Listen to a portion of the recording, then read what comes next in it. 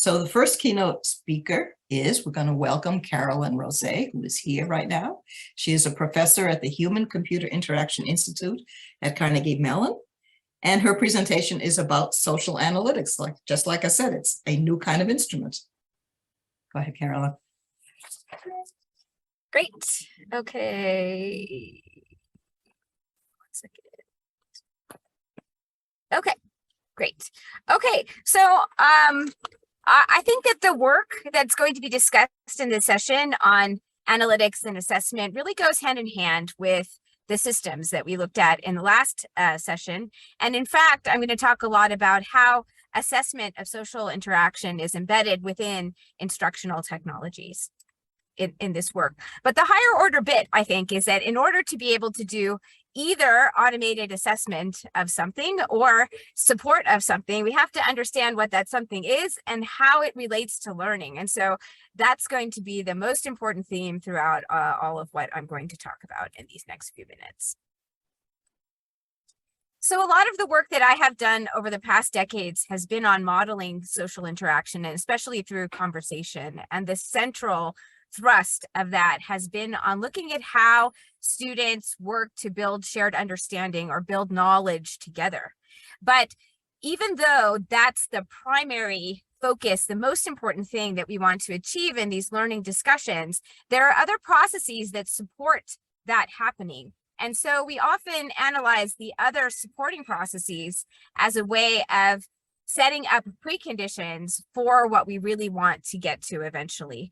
And that creates multiple opportunities at different levels to introduce the assessment, but also the support. And you can kind of see that mapped out in this space, that building shared understanding. This is cool. All the cobblestones.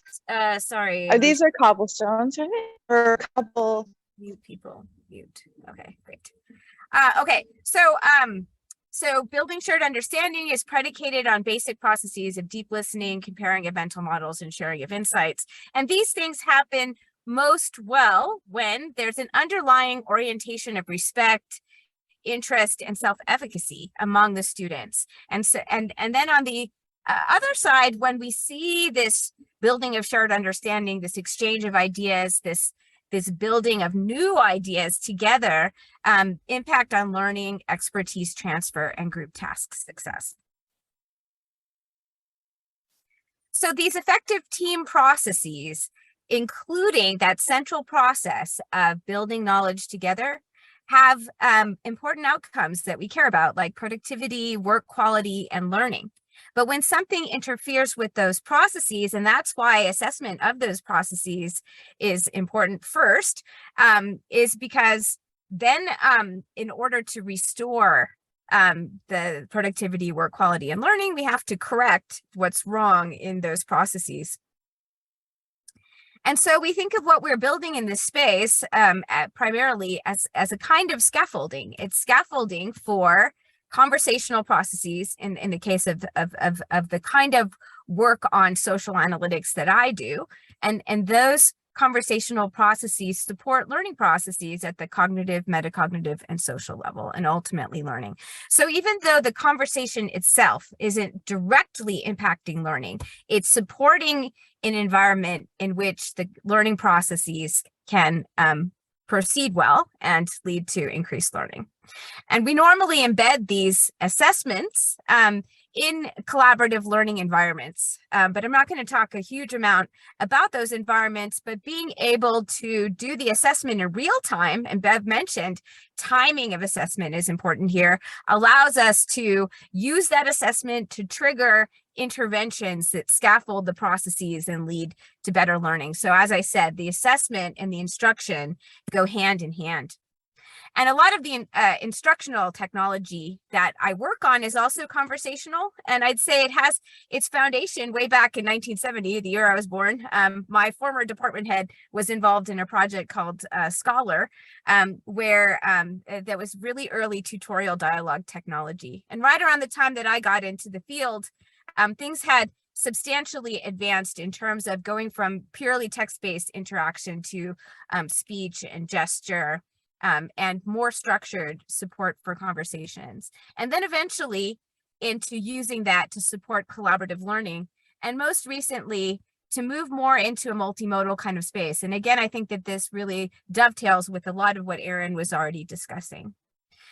So we see in the process of introducing collaborative experiences into instruction, the social analytics comes in at a few different stages in the whole process. And it doesn't replace individual instruction. And in fact, the individual learning is a good precursor to students having something to bring to the table when they work together. And then we want to see how is it that they naturally interact with one another, because that tells us something about the precursors to the collaborative knowledge building that we want to see once students are in collaborative groups. We can start to get a sense of who students would work best with before they get into those groups. And then we can also support them better after, when we already have the good raw potential in a group that's well formed. So to set up a team for success, you need to be able to do an assessment of the social environment, the social skills, how people are interacting, the dynamics that are in the layers that come before the knowledge building, in order to decide how to partition, say, a large class into groups. And when you can do this assessment automatically, you can do this insightful assignment of students to teams at a grand scale. So if you have a very large class, even a massive open online class, you have the capability in that case to be able to assign students effectively to groups.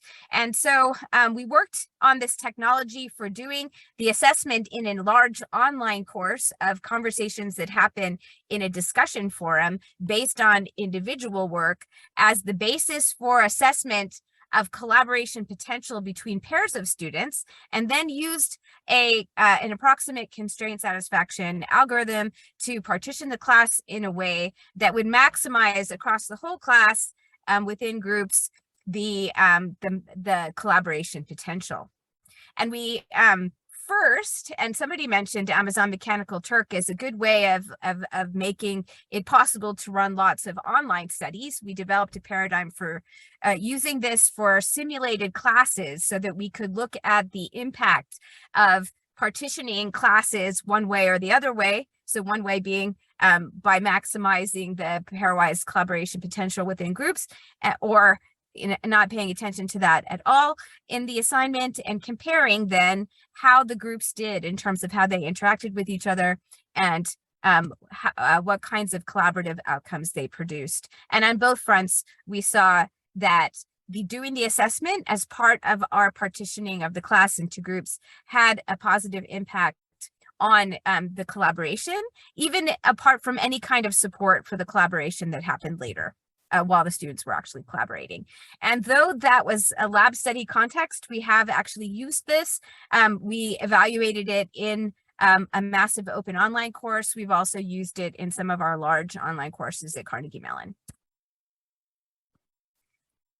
But most of the work that we have done has been on monitoring collaboration in real time. And this allows us to be able to trigger the support of conversational agents coming into that interaction and supporting what's happening at opportune moments.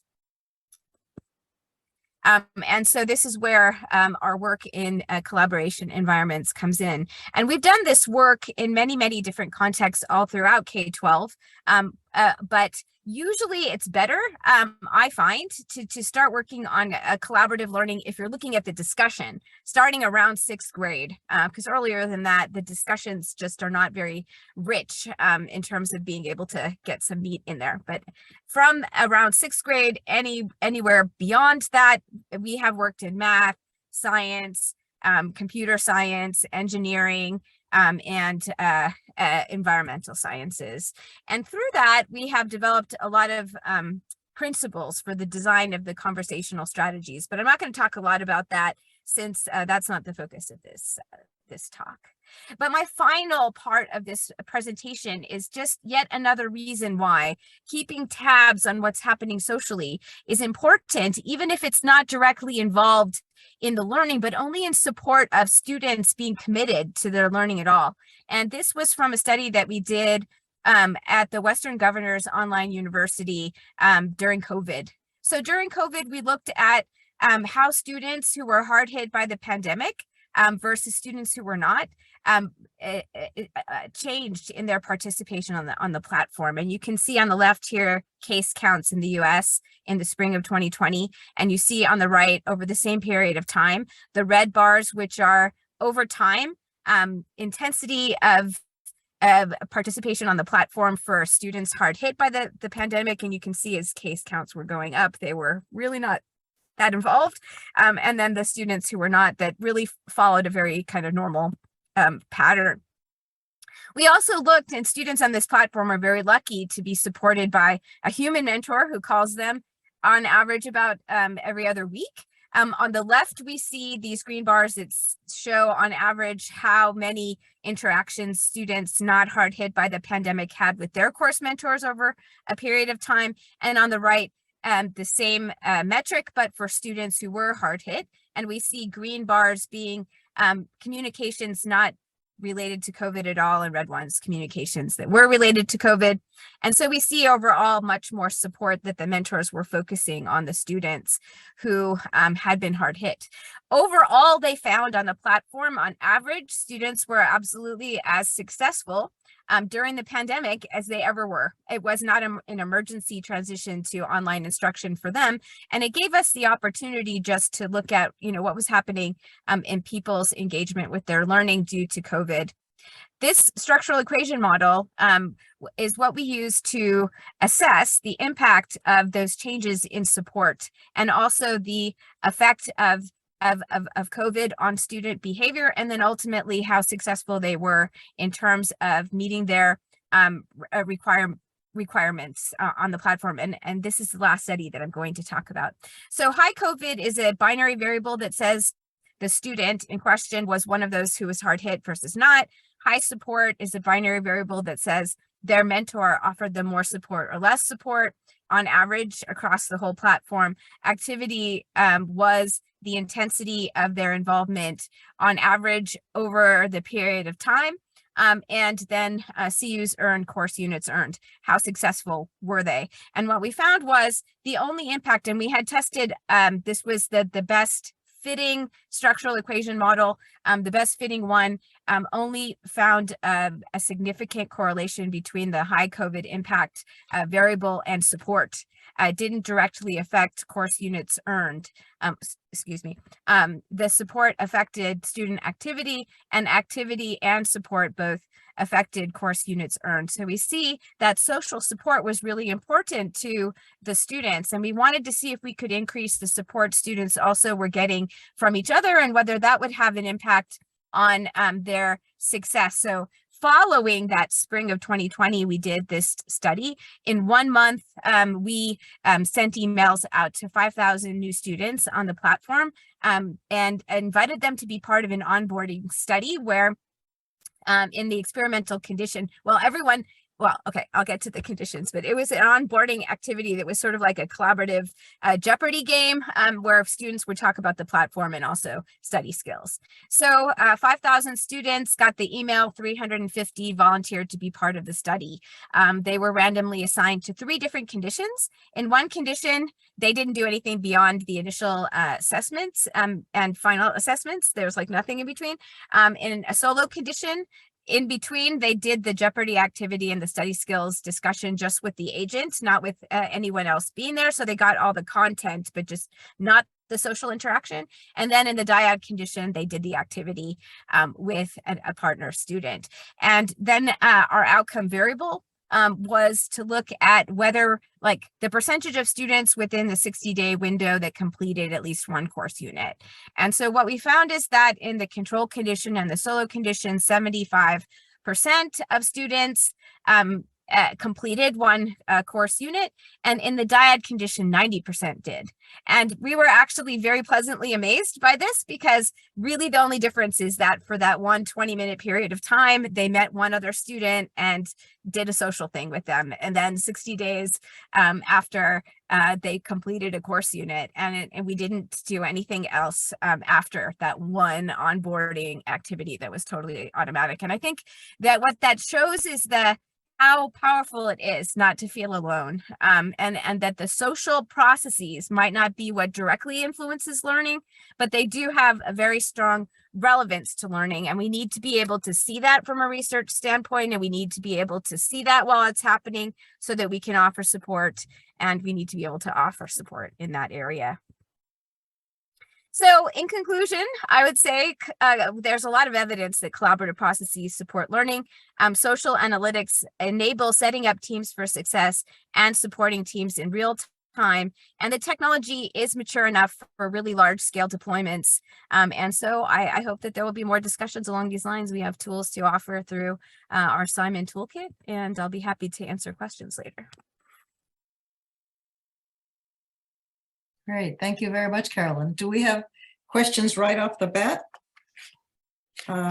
It's interesting that you said in the dyad condition, 90% completed, and all they had was somebody talking to them, playing this Jeopardy game with them. That's it.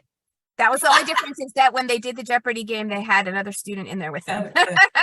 So Ben is with us, visiting from London, I suppose. Would you like to ask a question, Ben? You're muted, Ben. Yeah, Ben, we don't hear you. We see you, but we don't hear you. Got it. It's always me, yeah. Just on that very point about how much contact there was between those two students, did you any follow-up? Because my guess is that they may have had some further contact outside the system, Right. rather than They may have. and have We you did did you not look at encourage. We didn't encourage or discourage that. We did see in the logs that there were times when students exchanged contact information. And so they may have. As far as I'm concerned, I think that it's fine. I think that actually it shows that with a very little intervention, the platform could introduce students to each other. They would be a lot less alone. I don't think that it has to be us always there holding their hand to get that social interaction. We could just be kicking it off. So almost all the much the better, I think, that, that we don't have to, it doesn't take much. And it just shows that that having some social exchange is actually really important to the success, the success that we care about, that students are actually able on a platform to take courses and finish them. That's great. That's terrific. And it's a new assessment, like I was saying. This is something that's not usually tracked in large classes, especially what she's talking about. Western Governors schools, thousands of people are enrolled. Oh, Okay. It's way more than that. It's like the largest online university. I think they've got like 50,000 students. 50,000 for a class? No, for the university, the platform as a whole. The platform, right. It is the largest online university in our country. Yeah. Cool. Okay, great. Thank you, Carolyn.